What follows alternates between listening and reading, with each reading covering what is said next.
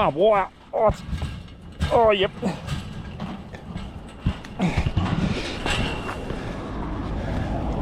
Oh yeah. Got me right where it hurts.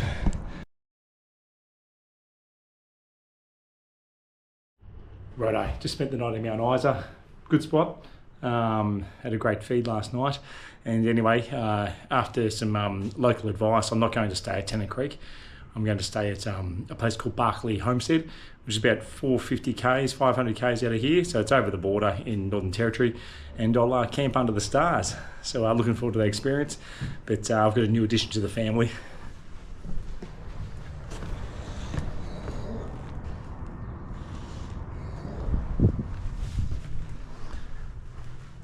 I've upgraded the footy.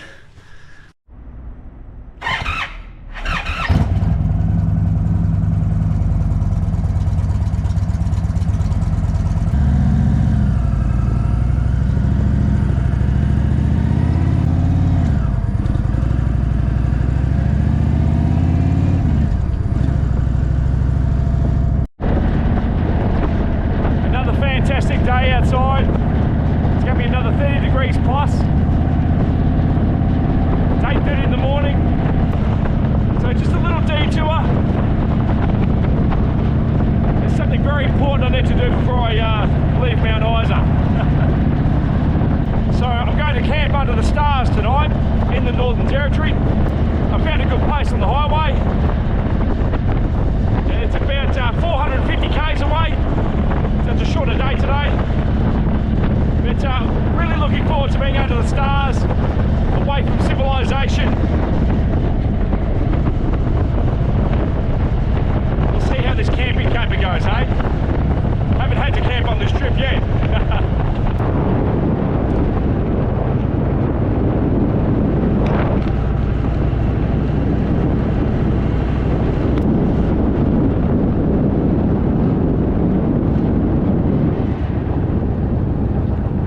I'd love to stay and learn more about this mining. Have a look at the infrastructure. It's huge.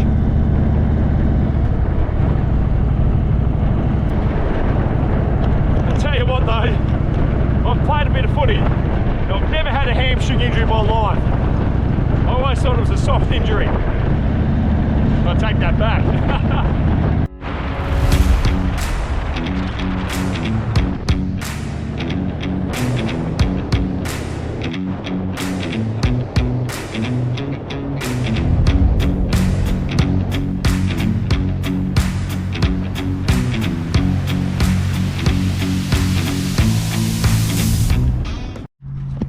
Bloody mirrors come loose. It's always the same on every bloody motorbike.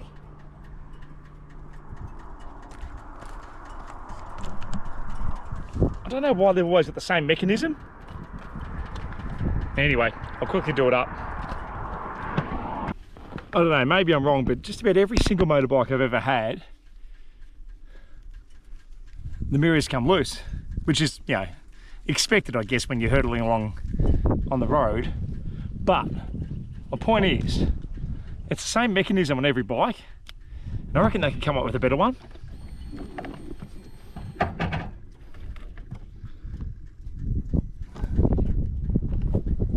Okay, that ain't going anywhere now.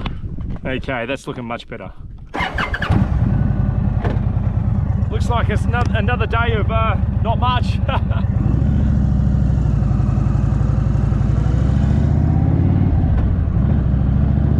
Plenty of this ahead.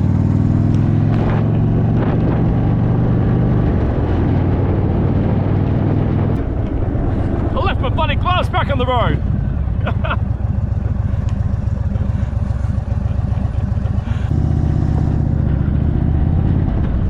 I can't go without my winter gloves. Where are they?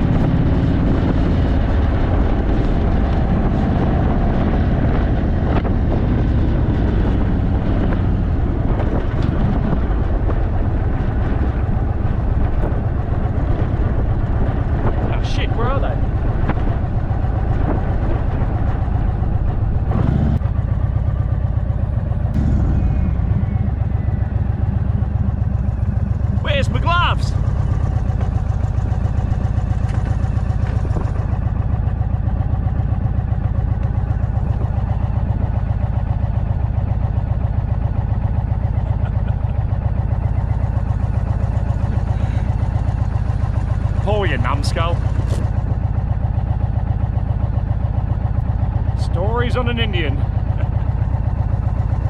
As I was trying to say, a lot of this ahead of me.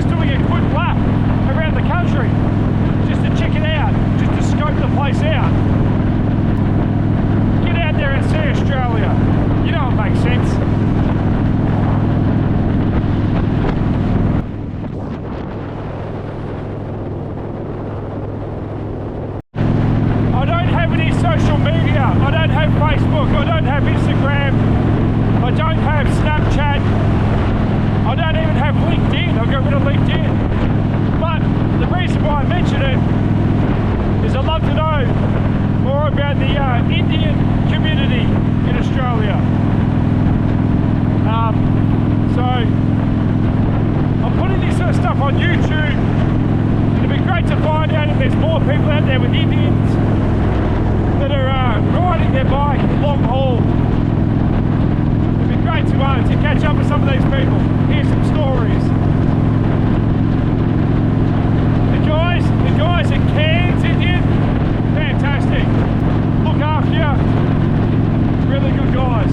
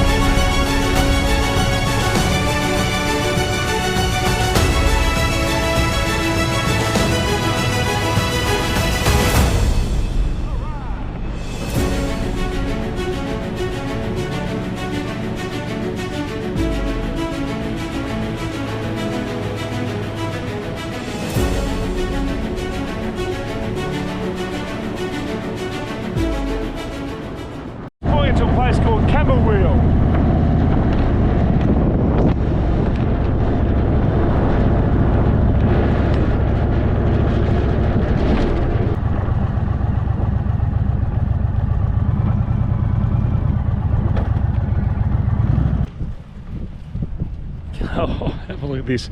I've just pulled over. Can you see this in the distance? Rugby goals in the middle of nowhere. I'm going to have a crack at them. 2 goals, eh? 2 goals in the one day.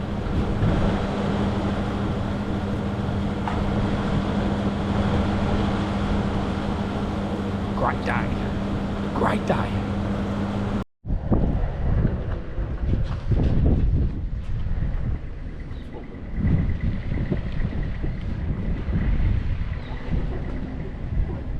I just want to step out how long one of these road trains are. I have a look at the length of this bugger. Righto, so they reckon they're up to 53 metres long. So let's pace it out and see.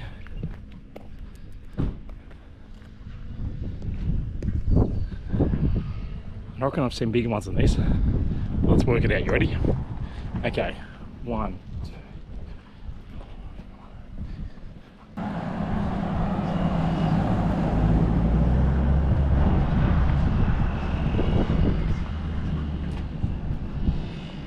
42, 43, 44, 45, 46, 47, 48, 49. There you go. 50 metres. Yep, that's 50 long steps. That's 50 metres. Bloody hell. They're big. Bit of water. Okay, so it says the Northern Territory border is 12 kilometres away.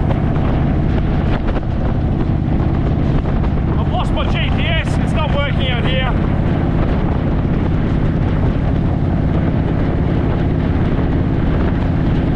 Let's get to the border.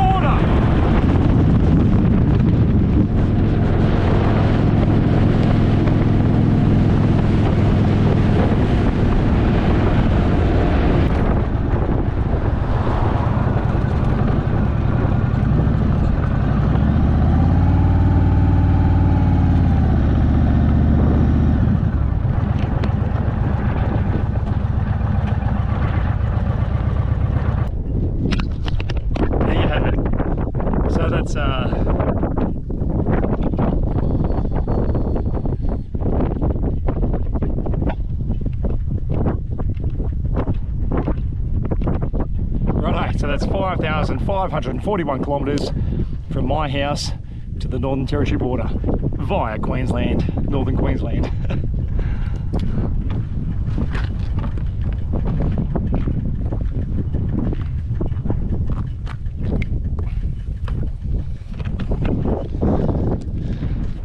There it is, eh?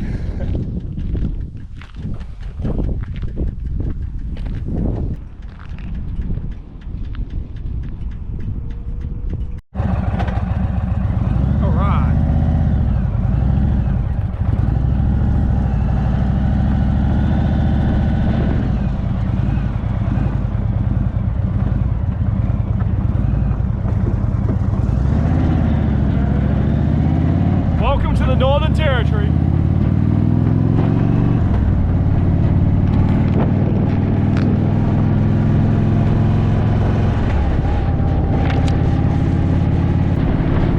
And a lot of nothing.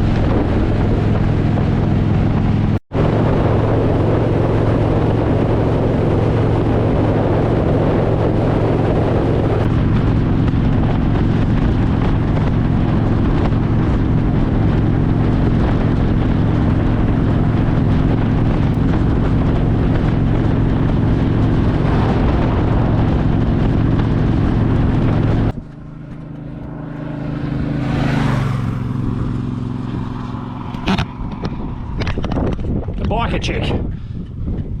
Okay, I'm almost 5,500 or 5,600 k's into this trip, and I've decided to put the earplugs in. I'm going to give them a go for a couple of hundred k's, because as much as you've got a helmet on, it's the wind that rips your eardrums apart. And I must admit, each time I get off the bike, I can hardly hear people. And I'm probably shouting a lot as well. That's what Dad used to say when we were growing up. He used to say, you need to go to the doctor and get your hearing checked, because you talk too bloody loud. He said that's all us boys. There's 6 of us boys in the family and 3 girls. We had a great dad. He was a legend. And I told the story on one of the other days that he rode a Norton. So I reckon, God bless him, he'll be looking down on me now, calling me crazy on my Indian.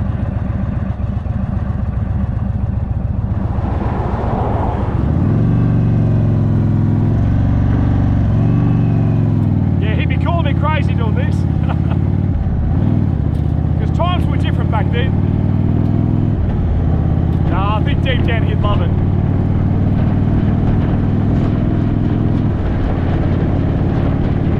Oh, massive potholes, hey, they're everywhere.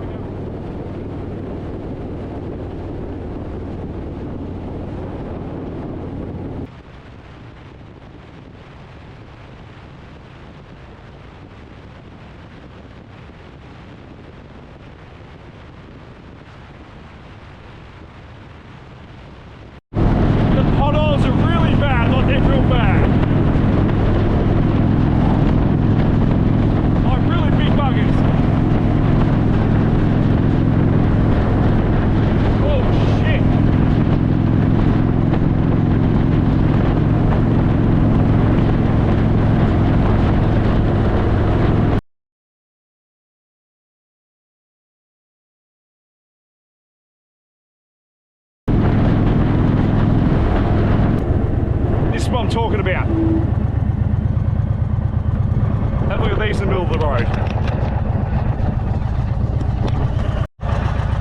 You see what I mean?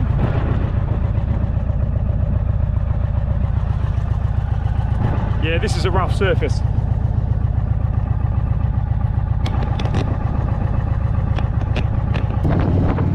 This is all from the flooding.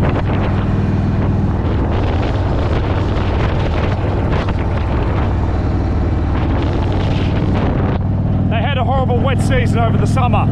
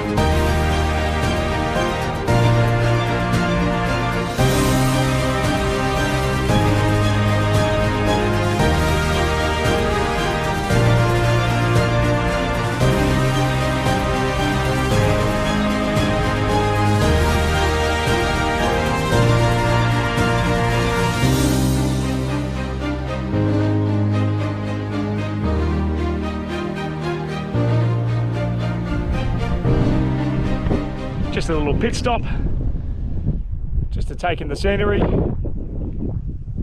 Hey, these earplugs are fantastic. I'm probably talking louder, but they're fantastic.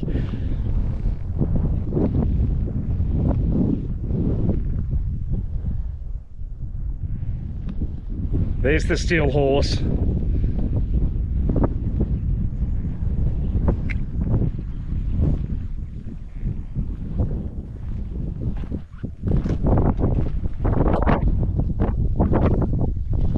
Sharon's still on the back. It survived. It ain't going anywhere, that thing. Anyway, I've got no service, no GPS, nothing at the moment. So, but I think I'm only like another 80 or 90 k's from the campsite. So if this is anything to go by, I know it's hard to take it in with a GoPro, but at night time under the stars, I think this is going to be fantastic.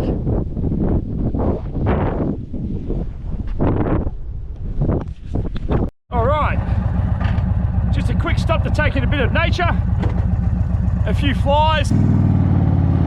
Let's get to this campsite.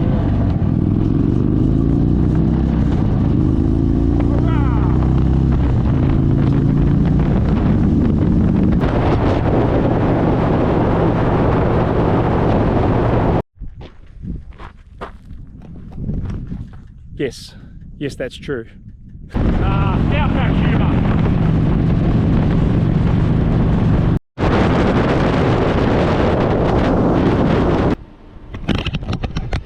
Well, I've made it to the Barkley Homestead, so this is where I'm going to pull up stumps and camp for the night, and hopefully get some decent footage of the stars. That'd be great. Bit of a queue for fuel.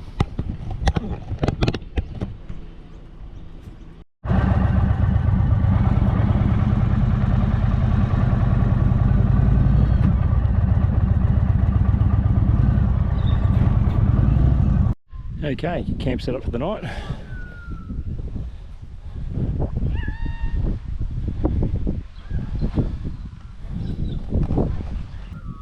Anyway, another good day of riding from Mount Isa to Barkley's homestead. It was about 470 k's. That's the end of day number 11, I think it is. 5,600 k's roughly. Anyway, that's that. Okay, so this is my tent set up for the night. It's one of those self-inflating mats. It's a 3/4 length, which will be interesting because it covers my knees and my hips and shoulders, which is important. But I reckon I'm going to be fine. I've slept on a lot worse, I can tell you now. But yeah, it's going to be good. It looks like a really good spot.